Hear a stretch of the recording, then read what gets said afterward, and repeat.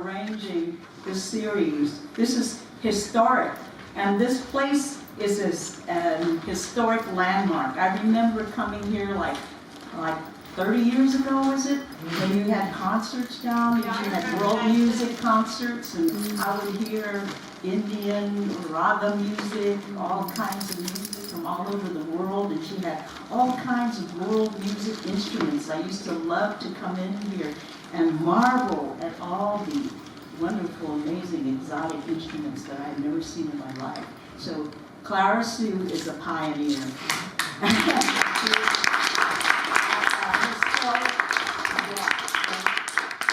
A real patron of the arts in Chinatown. If not for her, I'm so glad you discovered poetry, because we might not be having this series.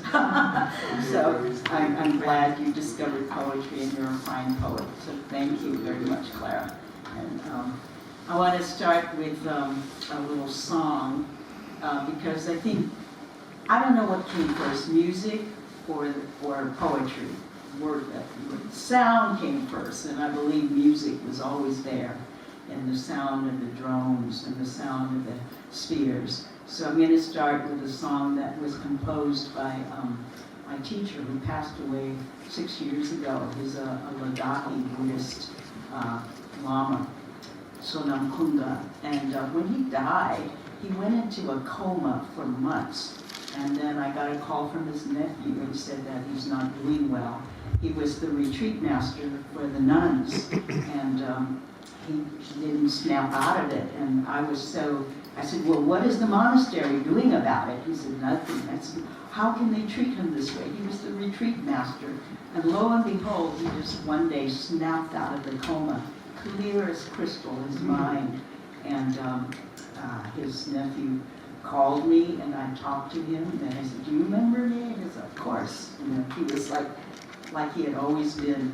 So I imagine they knew what they were doing. He was just in a deep meditative state, which we thought was a coma.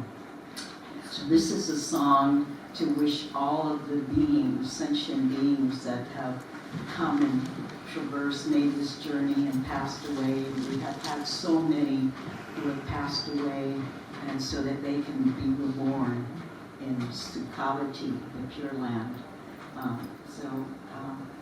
There's been so much violence in the world. I just feel like we need to pray for these souls and spend a moment thinking about who they were, what they meant to us, and our loss. Lenore Chinn Yishin Kana Gonpo Opakme Pashu Dachak Mon Lanam Dape Lenore Chinn Uki Washu O Mani He Nei Hong O Mani Pe Nei Hong O Mani I Pe Nei Hong O Mani Pe Nei Hong. In the pure land of Sukhavati abides the Lord Amitabha. By means of this, our pure-hearted prayer, may we all be reborn in Sukhavati. Since everybody has mentioned the ancient poets of China, I'm going to start with one for Chu Wan, a revolutionary of ancient times who fell into disfavor with the ruling emperor, and so they banished him. And he committed suicide jumping into a river. And so he was so loved by the people that they were throwing these jung into the water to feed the fishes so that the fish wouldn't devour him. And so every year, at a certain time of year, we make these, what I call Chinese tamales, and moon cakes, and to celebrate them. They say Li Po, drunk with wine, jumped into the river to embrace the moon. This must be true because at the old Chinatown watering hole named after Li Po, drunkards lose their minds and toast his fame. Why be banished for speaking out of turn? Why be ridiculed for someone else's crimes? A poet is not a politician or a peddler hawking his wares. He's not a fisherman who floats with the tide. Just east of where the Milo enters the Shan, families now row their boats, their dragon boats, and children throw balls of rice wrapped in bamboo leaves to stay your hunger. You who never hesitated to tackle the most difficult problems. Did you really think you could bury worldly sorrows inside the stomach of a fish? Boy, that flashlight was a good idea. I should make bigger fonts. Okay, this one is, what is one? It's a little sad, so I'm going to start with that. I don't want to bring you all down too much in the end. This is The Last Dance. For the mass shooting victims of Monterey Park and Half Moon Bay. After the mass shooting, families were left to weep alone in their nightmare beds of despair. Some froze, some scattered, some ran like rabbit and deer. When the hunter pulled the trigger, they thought it was staged, fake, because he just looked like an ordinary man, like someone's grandpa, neighbor, uncle, grocer, or church member. Not some ex-con soldier, racist, white supremacist, drug dealer, serial killer, postal worker, or gangbanger. No, not this time, no. Just another disgruntled worker, jealous ex-misfit refugee loner, hiding behind a ski cap and shooting point blank at the stunned faces with endless deadly rounds to annihilate the American dream. The ballroom was filled with smiling couples in sparkling dresses, fine suits, and shiny dancing shoes to ring in the new year of the rabbit. But the hare never had a chance. For it was the tiger's last hunt, and the dancer's last dance. Aya, how could this happen? Dim Guy, why? And the second hand pulls the trigger and tightens its grip on its power over life and death. It was the loner's one chance, the loner's last-ditch attempt to avenge the broken dream, to close the gap between love and hate, anger and fear, to get that rush that only death brings, to end the war within. Never again, again and again, the pundits, politicians, preachers, and media swear. Ayah, not again, cry the people, horrified by the blood streaming on the dance floor, the high heels frozen mid-beat, blood-stained dresses, suits, and blank stares. And yet another hand points a gun, squeezes the trigger again and again, pulverizing heart's chest, lungs splattering, work shirts and jeans in a dark river of blood streaming from the gaping, slack mouths frozen in dirt and gravel, anonymous until their names would be released on the evening news, along with cutaways to sobbing families, to cameras panning across candles, flowers, Buddhas, and crucifixes mounted on the altar of names in the night of endless sorrows.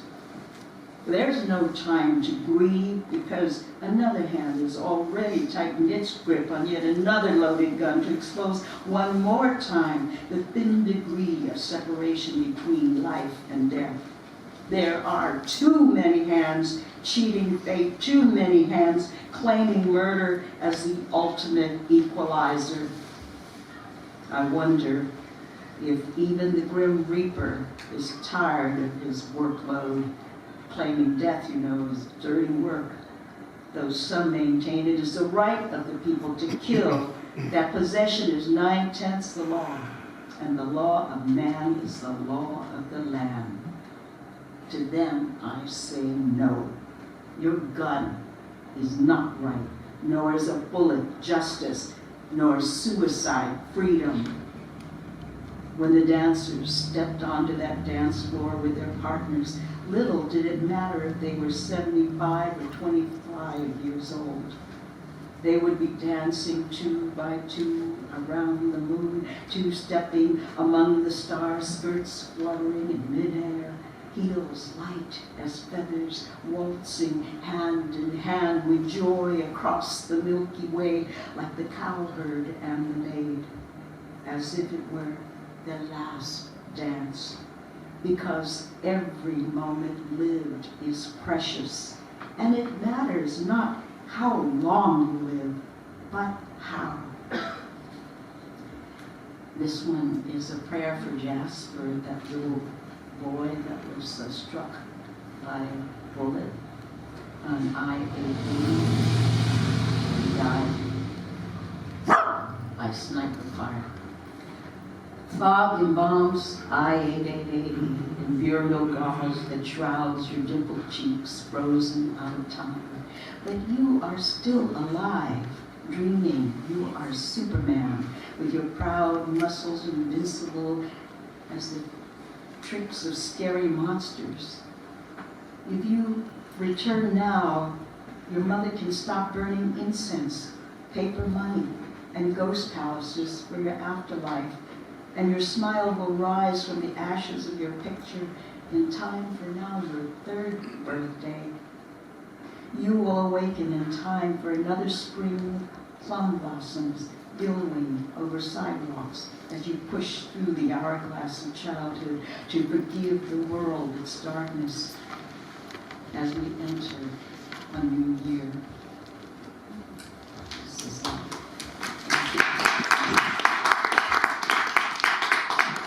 waiting. This I wrote around the time of the passing of Larry Genny and then Jack Hershman. I'm waiting for the war of the end of the world to be over and for the proclaimed virtues of capitalism to expand eligibility to all tiers beyond the 10%. I am waiting for this pandemic of violence to surrender hatred to death and for the first cherry blossoms of spring to amass its beauty and banish the sinister hands that would bludgeon and chop the beloved branches off the trees of life that give refuge to camp survivors in J-Town. I am waiting for Ferlinghetti and the rest of my white brother and sister beats, Ginsberg, Corso, Kerouac, Whalen, Kaufman, DePrima, and Hirschman to howl in unison from whatever streets they might happen to be inhabiting in the 6 realms of North Beach, where poets spring out of cafes like Dungeness crabs from nets at the busy bay waters of Bohemia, where I was born next door to the old intersection of the arts on Union Street, 6 blocks from city lights, where I spent childhood days reading Zen and learning insurrection from poetry that rescued me from the anonymity of conformity and nationalism. I am waiting to be inspired by the living and not the dead, but the dead seem more alive than the living these days. I am waiting for the 8 immortals like Liu Donglin and Gao Guji to awaken me from the doldrums of quarantine so that I may search the elixir of truth to save my soul. And I am waiting for the day when the sun will burn the consciences of ordinary minds and ignite the flame of love in their hearts as the ultimate act of patriotism. I am waiting for Chinatown to rise from its eclipsed shadow of shattered windows and rusted walks and to savor my first bow of Zhou Wantan like a phoenix rising out of the comic book strip pages of old Master Q Lo Fuji to set the world right and stomp on that corpse of ignorance with my dragon thunderbolt and lasso of fire. I am waiting for the day I stop being invisible and start being seen. I'm waiting for all the gunguns, papas, and young brothers and sisters to stop being murdered and attacked by random xenophobia. But I can't find the strength because a breaking heart makes no sound. I'm waiting to catch my breath because English words keep spitting racial epithets behind my back in broad daylight, as if I couldn't hear, as if the dust blowing from the brutal wheels of life could crush time. America in the day of coronavirus. My fellow Americans, I'm sheltering in place as of today. It's a simple revolution to resist the terrifying prospect of being a canary in the coal mine of your virus. You can scream or shout away your medical degrees, PhDs, or citizen papers in their faces, but nobody will come to rescue you from the shape-shifting law of xenophobia, not Jesus, nor Krishna, nor Buddha, nor God. Money is the grand wizard, and greed, the trickster in a three-piece suit, happy to make you his victim. No matter how much gold he has, he will double the size he needs. You may think it's a little too late to avenge the Indian killers who wiped out the Osage for a tiny rainbow of petroleum on a rippling creek. I guess soon scalp the plastic head of the snake to avenge the Sioux at Standing Rock for reasons too numerous to count, from the Battle of Little Bighorn and Wounded Knee to the Dakota Access Pipeline. I am standing in the shadow of the moon with no refuge as the earth slips further and further into the abyss. 150 years and 8 generations of yellows migrating the lonely highway of opportunity on this God-forsaken mountain to carve our identity on the face of the white ghost, thinking to trade poverty for hope, to wind up in debt and deportation for crossing the ocean in search of the elixir to unlock the American dream. They jumped ship, dug the Central Pacific, dredged swamplands, and scoured toilets. But no amount of incense could ward off the devil of despair. No amount of ritual could ease the memory of a Chinaman's bones tossed into a frigate ship back home like a sack of dried fish. I am counting the years we've racked up in silent servitude to your random acts of violence. I'm counting the miles of my mileage plus to begin my journey back to the chrysalis of childhood. It's a simple revolution to release the grip on my 135-year-old ancestral neck and grandfather Yanoir's deportation. A vanished grandmother left behind whose name I never knew or will know. We are what we've become, and who can change that?